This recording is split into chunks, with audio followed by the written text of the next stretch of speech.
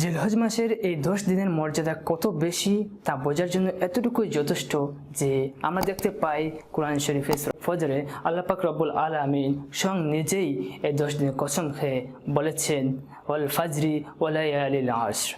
এছাড়াও এই 10 দিনের মধ্যেই রয়েছে ইসলামের পঞ্চস্তম্ভ অর্থাৎ ইসলামের যে মূল পাঁচটি ভিত্তি তার একটি, আর তা হচ্ছে হজ এবং আরাফা ও কুরবানি। আরাফার দিন অর্থাৎ জিলহজ মাসের এই 10 দিনের নবম দিনের মর্যাদা সম্পর্কে মুসলিম শরীফে একটি হাদিস রয়েছে যে রাসূল পাক সাল্লাল্লাহু আলাইহি সাল্লাম বলেছেন যে আরাফার দিনের চেয়ে অধিক অন্য কোনো দিনে আল্লাহ পাক রব্বুল আলামিন তার বান্দাদেরকে মুক্তি দেন না। তিনি এদিনে নিকটবর্তী হন এবং ফেরেশতাদের সাথে গর্ব করে বলেন, তোমরা কি জানো আমার এ বান্দা আমার নিকট কি চায়। এছাড়াও বুখারী, মুসলিম, তিরমিজি সহ আরো অনেক কিতাবে রয়েছে।